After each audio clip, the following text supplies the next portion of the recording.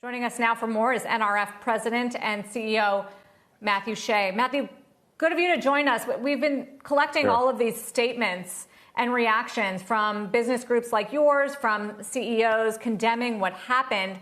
Some people are asking, where was business? The election was months ago, and President Trump has contested this, has egged on these protesters and rioters. This was somewhat predictable, and business should have been more outspoken then. How do you react?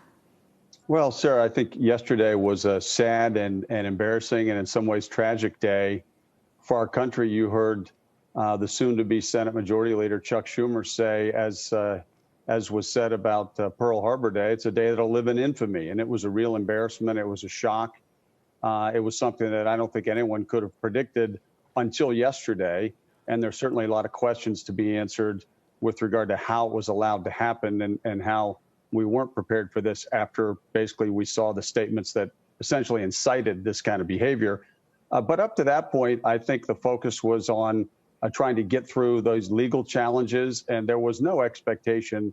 I don't think most of us could have wildly imagined that we'd see what we saw yesterday.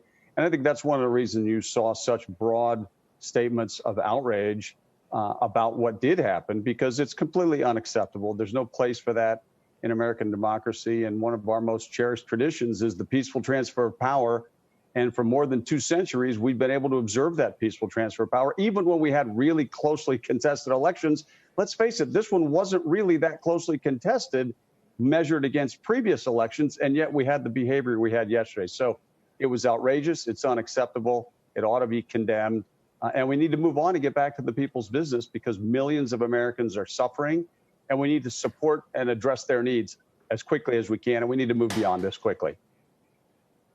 Well, speaking of moving beyond this, the National Association of Manufacturers, another trade group, put out another condemning statement, but went a step further and actually called on Vice President Pence, who they say was evacuated from the Capitol, to seriously consider working with the cabinet to invoke the 25th Amendment to preserve democracy. Was there any discussion among your retailers and among your group to put something like that out there and to actually call for invoking the 25th Amendment as well?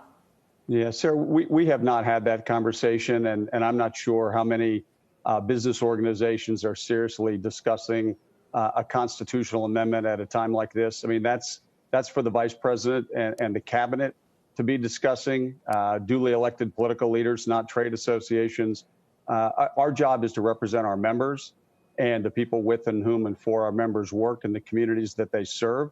And our objective is to keep those people safe, to keep them healthy, to fight the pandemic, to move on and address the issues related to distribution of the vaccine, to put those millions of Americans who are out of work back to work, and to do some of the things that we know need to be done for this economy. And there are lots of things that can and should be done, and maybe they will be done. Let's look at this as an opportunity. You know, you saw the way the markets reacted. You've been talking about this all day long. And I think these record highs in the market demonstrate that that markets value certainty and predictability more than they fear single party control of the Congress and the administration. So let's do some work here that the American people need. Let's work on the pandemic. Let's work on vaccines. Let's put people back to work in employable jobs.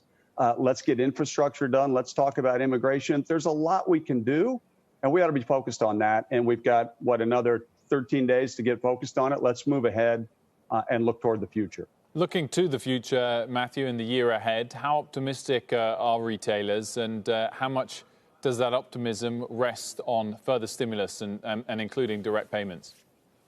Well, I think, Wilfred, one of the great, paradoxes of this past year has been the fact that the dual realities that we saw these millions of Americans suffering.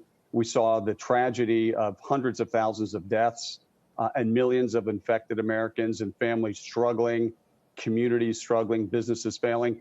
And we saw that contrasted against the backdrop of relatively healthy consumer behavior in the aggregate. Again, as Mike said a little bit earlier, it's hard to understand how there can be literally trillions of dollars in savings and reduced consumer debt sitting on the sidelines at a time when the world seems to be falling apart.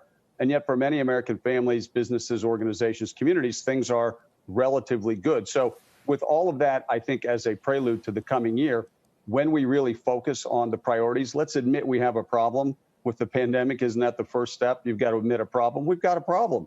We need to address the problem. That's job number one. Let's fight the pandemic. Let's distribute the vaccine. Let's get America safe and healthy. Let's wear masks. Let's socially distance. Let's move ahead in an optimistic way, because we can beat this, but there are going to be challenges. And when we get through it in a few months, I think consumers are ready to come back. All that money's on the sidelines. Retailers have innovated and adapted to meet the changed environment. Some have failed. There's no doubt we've had some business failures, but we'll emerge stronger, better prepared, and I think in a good position to really keep driving the economy forward, hopefully as quickly as we can. Shepard Smith here. Thanks for watching CNBC on YouTube.